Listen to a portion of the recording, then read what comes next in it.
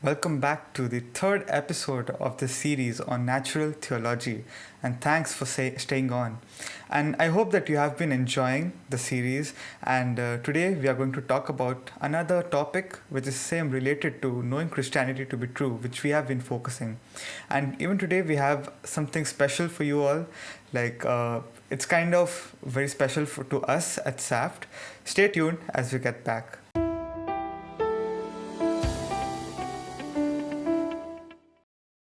Okay, so hey Jacob, welcome back. And in the short teaser, I mentioned to the audience that there's something special, Yeah. which really means a lot to us at SAFT.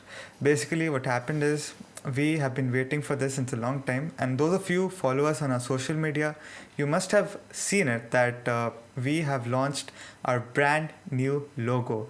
You can see it on the screen as Oh well, yeah. the YouTube logo, and the like even on our podcast platforms, you can see our new logo. So, I mean, you all know Steven, right?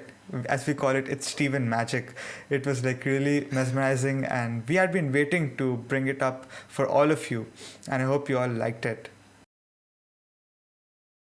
Yeah, I mean it's Steven has actually done a brilliant job in working out uh, what the logo has to be, trying to capture uh, the words seeking answers, finding truth. So it's an amazing work.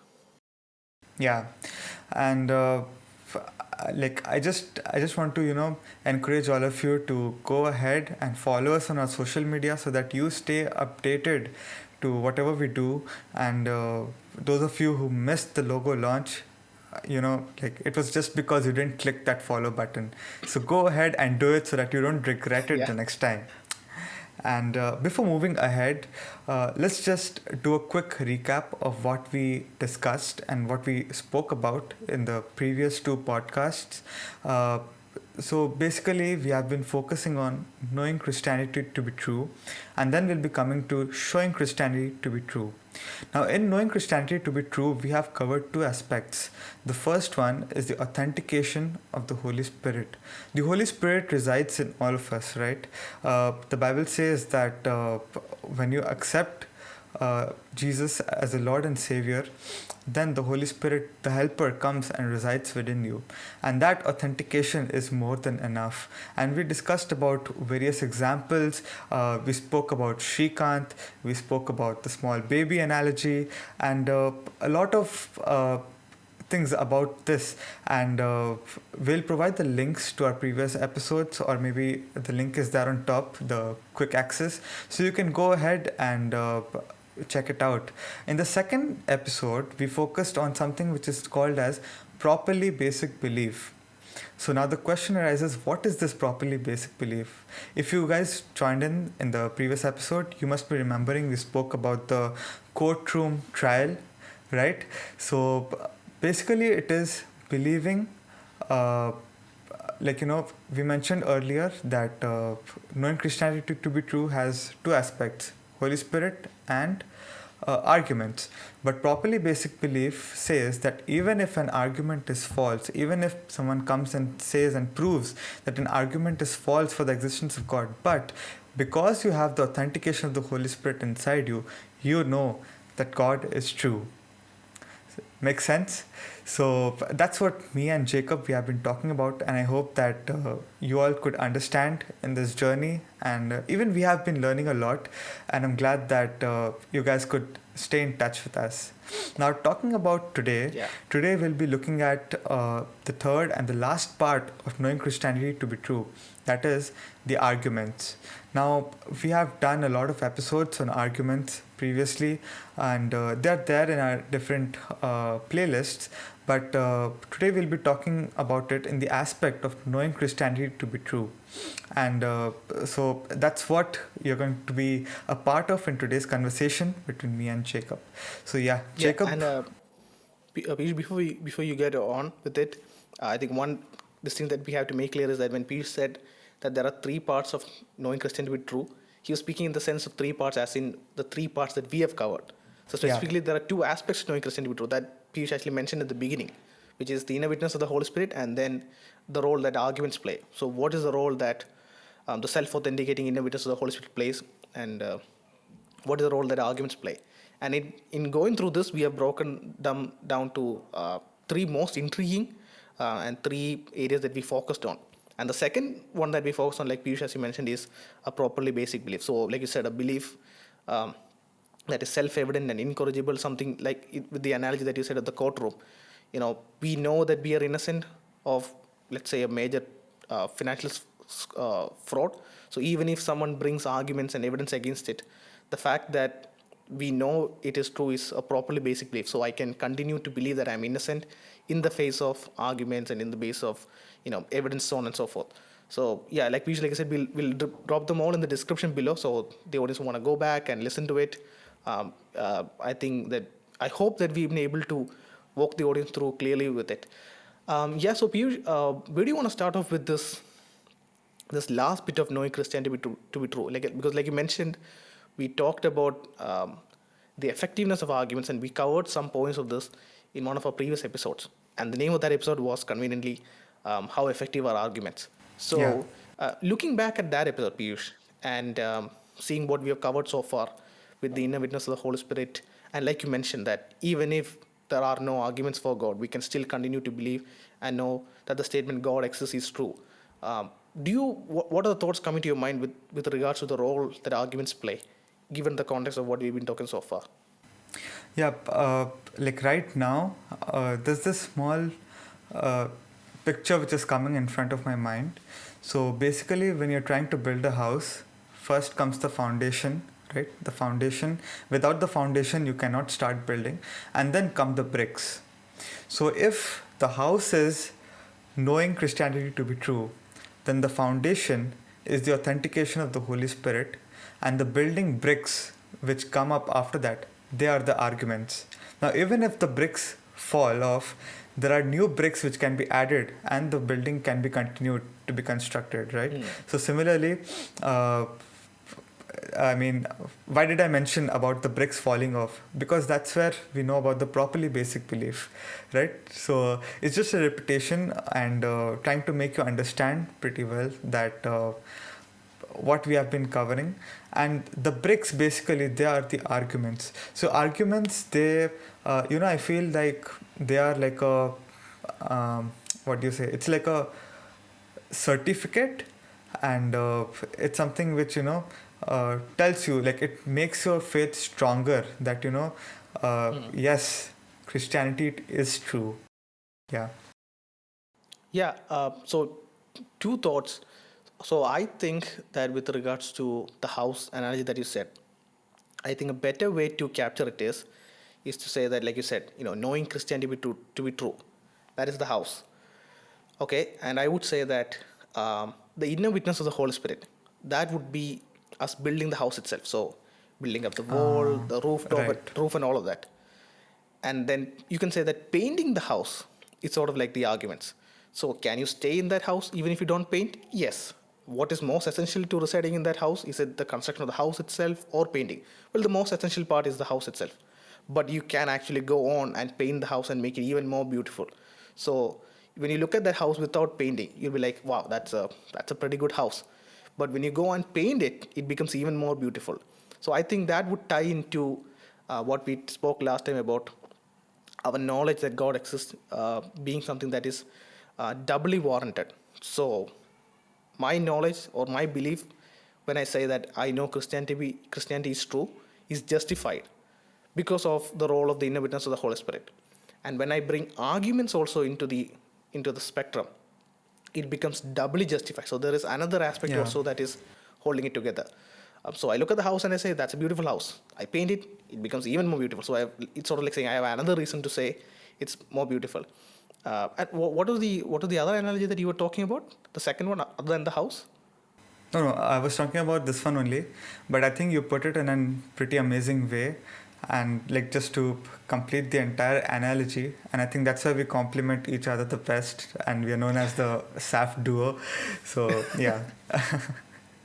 Yeah. So that's where that we want to focus in on with this part of the last bit of knowing Christianity to be true, is that like you mentioned, Piyush, that we can know that Christianity is true by just purely on the basis of the inheritance of the Holy Spirit.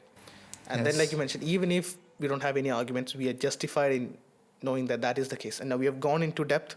We've gone into some of the objections that are raised in the previous episode, as you know.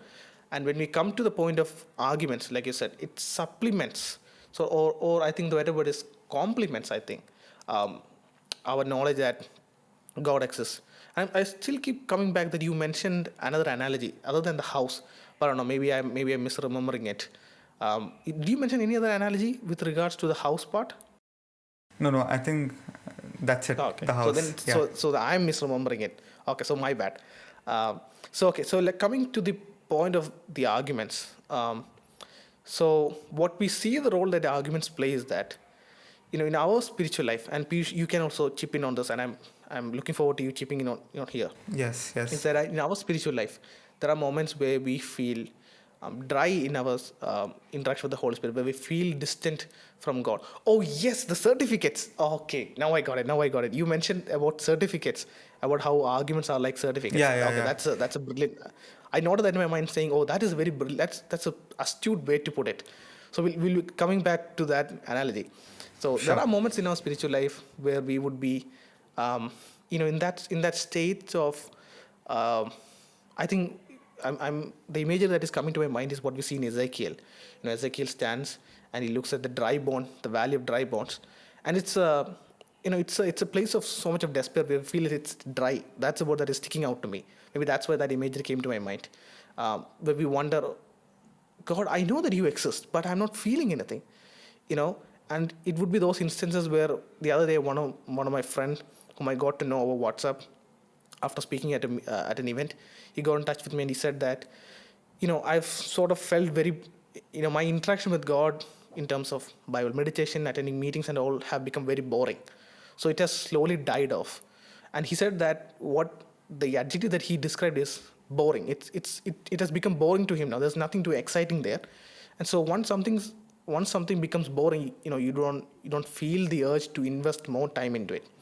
And I think that's something that happens with us as well at certain points in our time where we feel that distance from God. And I believe that this is where arguments play a very critical role in strengthening our faith, in reassuring our faith. So, Piyush, I've gone through this experience of feeling that sort of spiritual dryness, but where it was sort of that sort of like a spiritual slump, so to speak. And we just want to get back into that energy of the Holy Spirit. We just want to get back into the passion of the Holy Spirit, of that vigor of the Christian life. Have you gone through such sort of situations? And I believe that this is something that our audience also will connect very much with, even if they are completely new to what we are talking about. This is something that every Christian will connect with. What has been your experience in that sort of situations? Yeah, I mean, there are a lot of questions which come to our mind, right? When we like, especially we all go through school, through college life, right? So there are many friends who come in and they will talk about science, they'll talk about philosophy, and they'll try to prove that Christianity does not exist. But since I have the Holy Spirit inside me, I know that Christianity is true.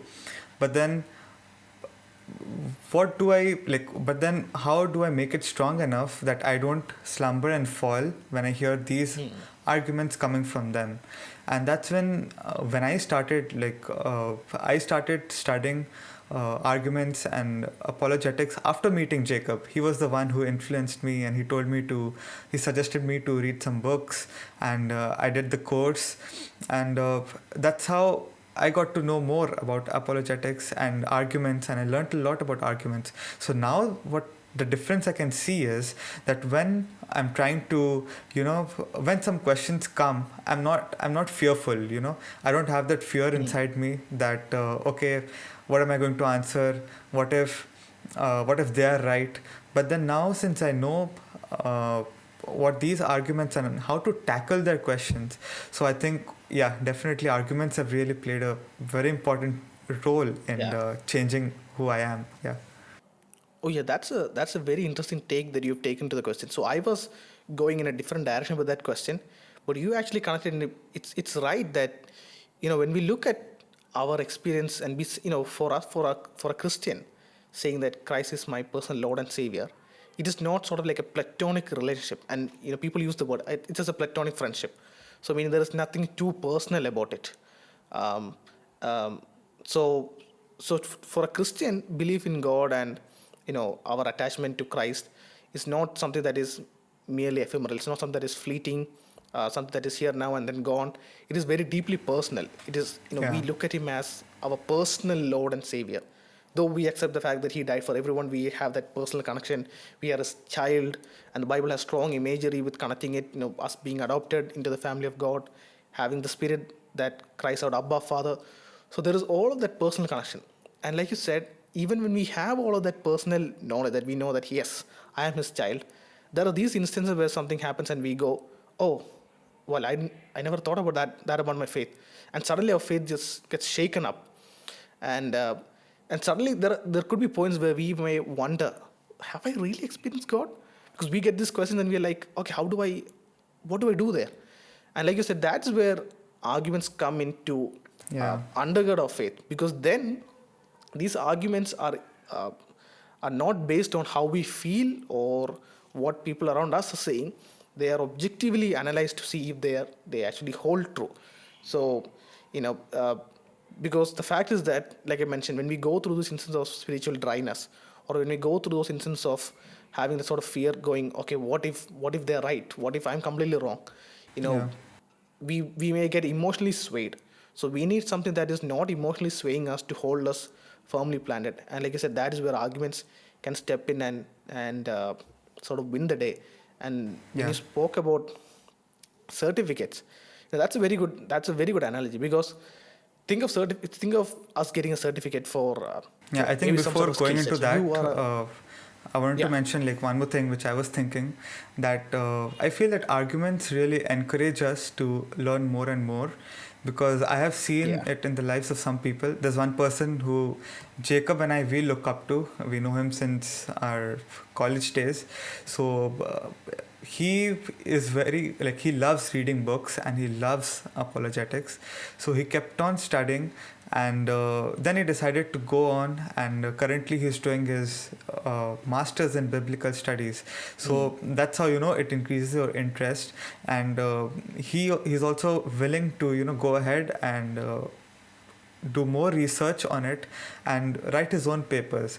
So that's like something which arguments really work in an amazing way to transform you and to help you to grow more and more and encourage you and bring that thirst that okay, I want to do something, I want to make these certificates, like we'll be going yeah into it, but make these certificates for Christianity to be true. Yeah.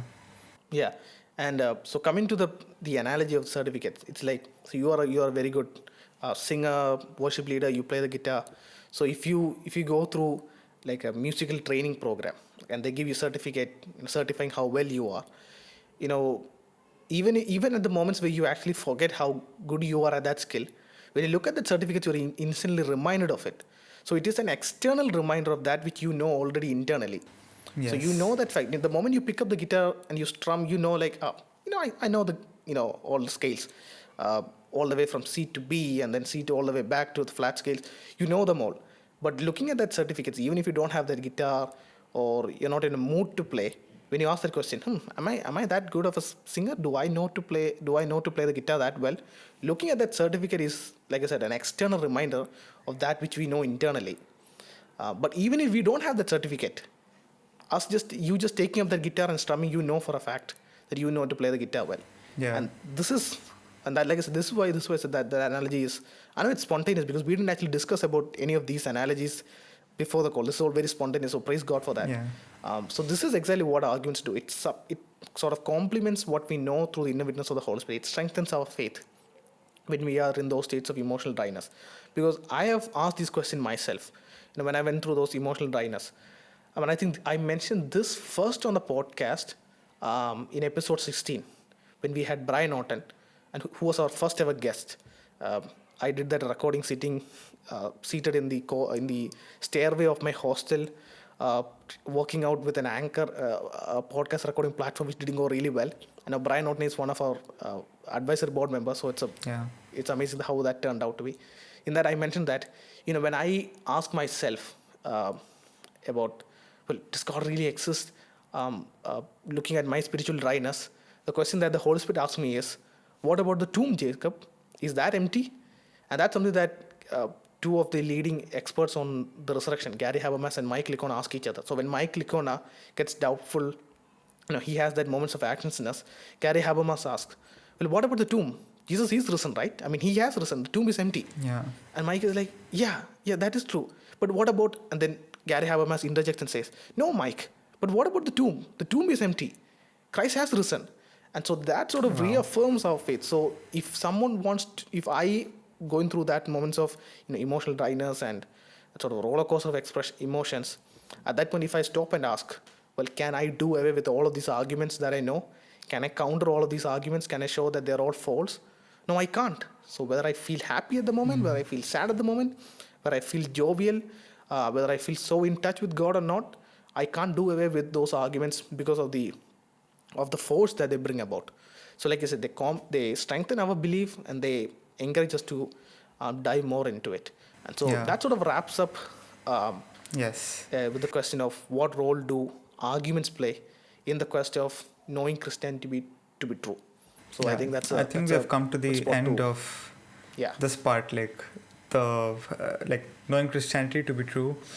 And next, as most of you know, we have mentioned it, that next we'll be looking at showing Christianity to be true. That's an equally important part, because once you know, it is our duty that we have to show others that Christianity is true.